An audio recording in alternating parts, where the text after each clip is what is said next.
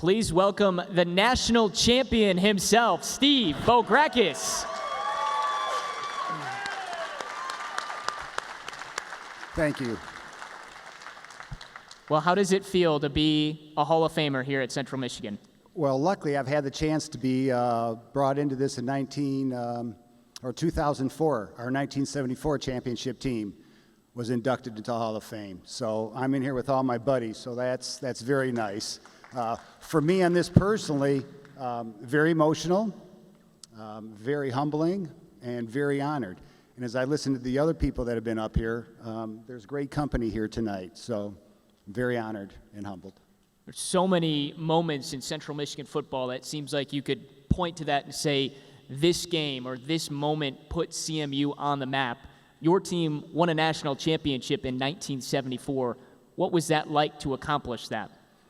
Well, I think what really started that, when you talk about great moments, in my opinion, it was our freshman class that came in. We were the last group to be freshmen that weren't eligible to play on the varsity.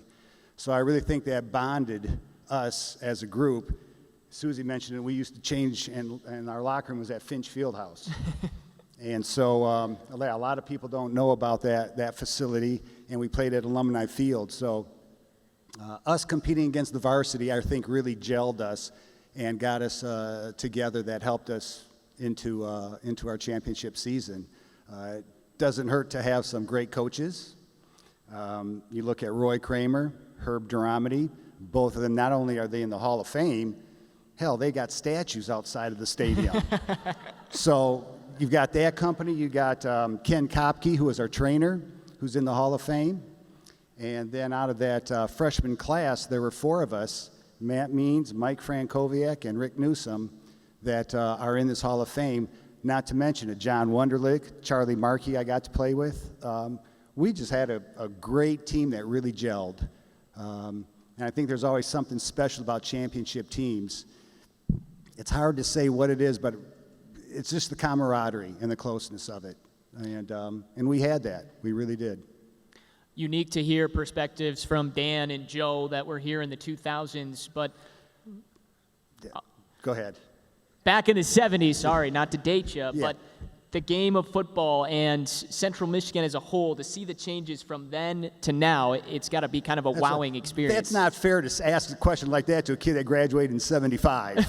Okay. It's different for Dan or for Joe, but so much has changed, as I just mentioned, about Alumni Field, Finch Fieldhouse.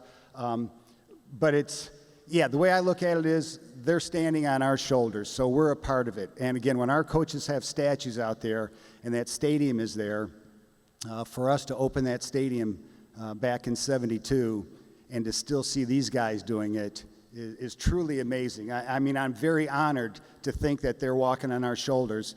And even in the new championship center, they've got that concrete slab, which is right in front of the locker room doors, that came from the old locker room. And I'm so pleased that they have that. And when I went through my tour and saw that, I was very honored for them to have that down there.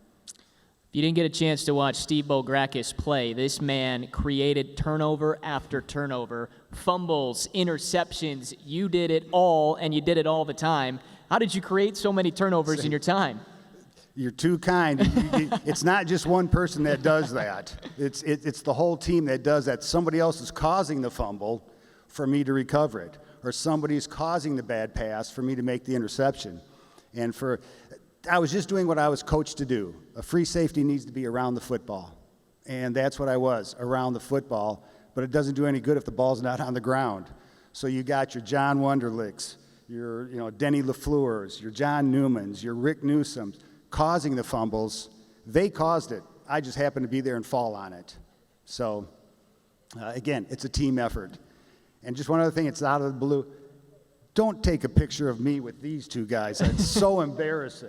As good as ball players as they were and as well built they are, they probably think I'm an equipment manager standing next to you. So oh, come on, don't sell yourself short. No football pictures with those two studs, please. My last question for you, what makes Central Michigan special in your mind? Everything I just said, but what it really comes down to, in my opinion, is the people, meaning our coaches and my teammates, even our trainers. They're the ones that make this. Buildings change, things change here, but boy, it's those people that I was in contact with that coached me. And I want to give a shout out too for Herb Duramity, who is our defensive coordinator, and Denny Swenson.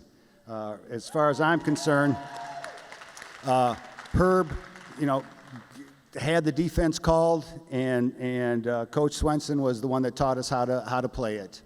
And with that,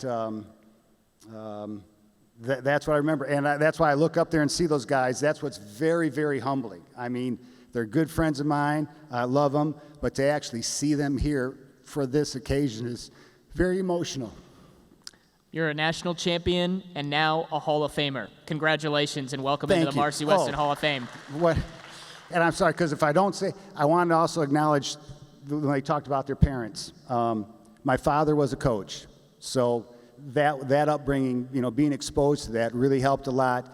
But I got my brains on the game from my father, but I got my athletic ability from my mom. She was the athlete, okay? And if I don't get that straight right now, I'll be in trouble. So I just wanted to acknowledge that. And I also want to acknowledge Tom Ray, because I wouldn't be here if it weren't for him spearheading, trying to get me in here. And I just want to thank him for his effort. Steve Bograkos, new Hall of Fame member. Congratulations.